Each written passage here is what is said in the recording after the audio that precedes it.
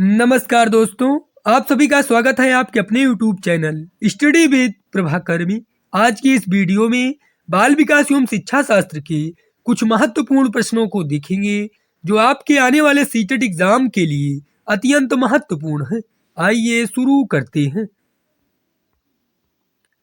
पहला प्रश्न है, व्यक्तिगत शिक्षा कार्यक्रम की योजना डॉट डॉट के संदर्भ में बनाई जाती है। मुक्त विद्यालय शिक्षा कार्यक्रम, बाल केंद्रित शिक्षा कार्यक्रम, ई अधिगम शिक्षा कार्यक्रम, उपरोक्त में से कोई नहीं। व्यक्तिगत शिक्षा कार्यक्रम की योजना बाल केंद्रित शिक्षा कार्यक्रम के संदर्भ में बनाई जाती है। इसका सही उत्तर है विकल्प बी। अधिगमकर्ताओं की उपलब्धि का आकलन शिक्षकों की सहायता करता है। अधिगमकर्ताओं के प्रदर्शन का रिकॉर्ड रखने में, शिक्षण के लिए गतिविधियों की सूची तैयार करने में, कक्षाओं में अधिगमकर्ताओं के क्षमता समूह बनाने में, शिक्षण अधिगम विधियों की प्रभावशीलता का मूल्यांकन करने में। अधिगमकर्ताओं की उपलब्धि का आकलन शिक्षकों की सहायता करता है शिक्षण अधिगम विधियों की प्रभावशीलता का मूल्यांकन करने में। इसका सही उत्तर है विकल्प डी। प्रतिपालन अधिगम का एक विशिष्ट चरण है जो अधिगम के चरण का पूर्ववर्ती है। सामान्यीकरण, आत्मनिर्भरता, अभिप्रेरणा, अधिग्रहण। प्रतिपालन अधिगम का एक विशिष्ट चरण है जो अधिगम के चरण का पूर्ववर्ती है, सामान्यीकरण का। इसका सही उत्तर है विकल्प ए। पियाजे के सिद्धांत के अनुसार निम्नलिखित में से कौन किसी व्यक्ति के संज्ञानात्मक विकास को प्रभावित नहीं करेगा? सामाजिक अनुभव, परिपक्वता, भाषा, गतिविधि। पियाजे के सिद्धांत के अनुसार भाषा किसी व्यक्ति के संज्ञानात्मक विकास को प्रभावित नहीं करेगा। इसका सही उत्तर है विकल्प सी। शिक्षण प्रभावी हो जाता है यदि छात्र केंद्रित अनुदेशन और अंतःक्रियात्मक विधियों का उपयोग किया जाए, कक्षा कक्ष में शिक्षक निर्देशित विधियों का उपयोग किया जाए, दोनों शिक्षक निर्देशित विधियां एवं प्रत्यक्ष अनुदेशन काम में लिए जाएं, कक्षा कक्ष में प्रत्यक्ष अनुदेशन को प्रयोग में लाया जाए। शिक्षण प्रभावी हो जाता है यदि छात्र केंद्रित अनुदेशन और अंतःक्रियात्मक विधियों का उपयोग किया जाए। इसका सही उत्तर है विकल्प ए। बालक की जिज्ञासा को किया जाना चाहिए।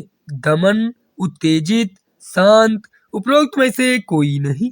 बालक की जिज्ञासा को शांत किया जाना चाहिए। इसका सही उत्तर है विकल्प सी। मानवीय मूल्यों जो प्रकृति में सर्वाधिक हैं के विकास का अर्थ है अंगीकरण, अनुकरण, अभिव्यक्ति, मतारोपण। इसका सही उत्तर है विकल्प ए, अंगीकरण। अपने विद्यार्थियों को समझने के लिए एक शिक्षक में अच्छी जानकारी होनी चाहिए। बाल मनोविज्ञान की, विषय वस्तु के प्रति विद्यार्थियों के मत की, बच्चों को समझने की प्रवृत्ति की, उपरोक्त सभी की। अपने विद्यार्थियों को समझने के लिए एक शिक्षक में अच्छी जानकारी होनी चाहिए।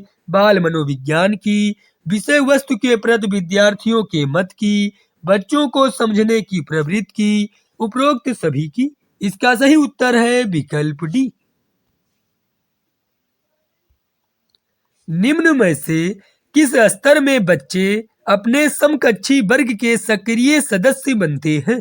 बाल्यावस्था, प्रारंभिक बचपन, किशोरावस्था, मध्य बाल्यावस्था।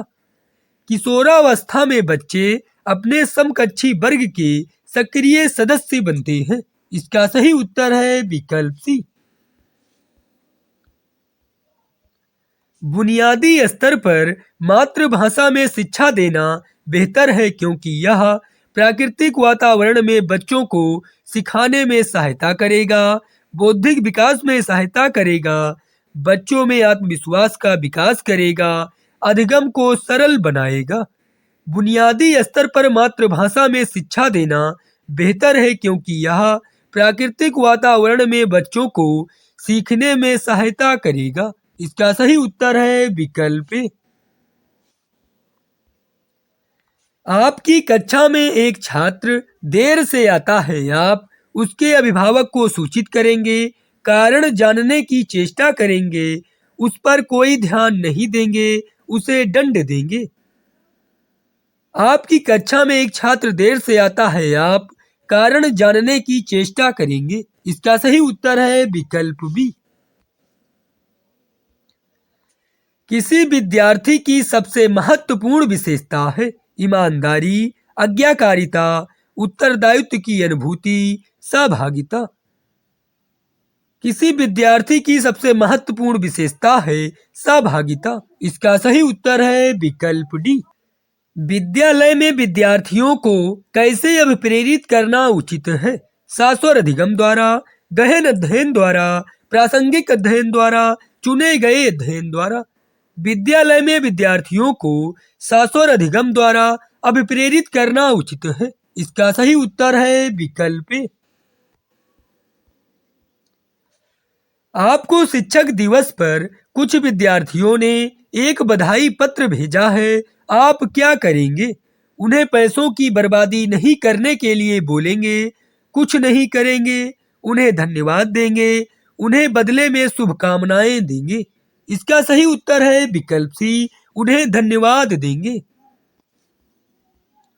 विद्यालय से विद्यार्थियों का भाग जाने का कारण है समस्या के प्रति शिक्षकों की निर्दयी अभिवृत्ति, विद्यार्थियों को दंड नहीं देना, कक्षा शिक्षण में रुचि का अभाव, विद्यार्थियों में अध्ययन में रुचि का अभाव। इसका सही उत्तर है विकल्प ए, समस्या के प्रति शिक्षकों की निर्दयी अभिवृत्ति। अधिगम से संबंधित किसी विद्यार्थी की समस्या का सबसे अच्छा उपचार है कठोर परिश्रम का सुझाव, निदानात्मक शिक्षण, निजी शिक्षण का सुझाव, निरक्षित अध्ययन। अधिगम से संबंधित किसी विद्यार्थी की समस्या का सबसे अच्छा उपचार है निदानात्मक शिक्षण। इसका सही उत्तर है विकल्प बी। एक शिक्षक विद्यार्थियों को अनुप्रेरित कर सकता है सही मार्गदर्शन कराकर, उदाहरण देकर, पुरस्कार देकर, कक्षा में भाषण देकर। एक शिक्षक विद्यार्थियों को अनुप्रेरित कर सकता है पुरस्कार देकर। इसका सही उत्तर है विकल्प सी। शिक्षण का सत्तावादी स्तर है छात्र केंद्रित, शिक्षक केंद्रित, अनुभव केंद्रित, प्रधानाध्यापक केंद्रित। शिक्षण का सत्तावादी स्तर है शिक्षक केंद्रित। इसका सही उत्तर है विकल्प बी। यदि कोई विद्यार्थी आपका सम्मान नहीं करता है तो आप उसे डांटेंगे, उसकी उपेक्षा करेंगे, परीक्षा में कम अंक देंगे, उसके अभिभावक से बात करेंगे। यदि कोई विद्यार्थी आपका सम्मान नहीं करता है तो आप उसके अभिभावक से बात करेंगे। इसका सही उत्तर है विकल्प डी। शिक्षक का बर्ताव होना चाहिए शिक्षाप्रद, आदर्शवादी, निदेशात्मक, प्रशासनात्मक। शिक्षक का बर्ताव आदर्शवादी होना चाहिए। इसका सही उत्तर है विकल्प बी।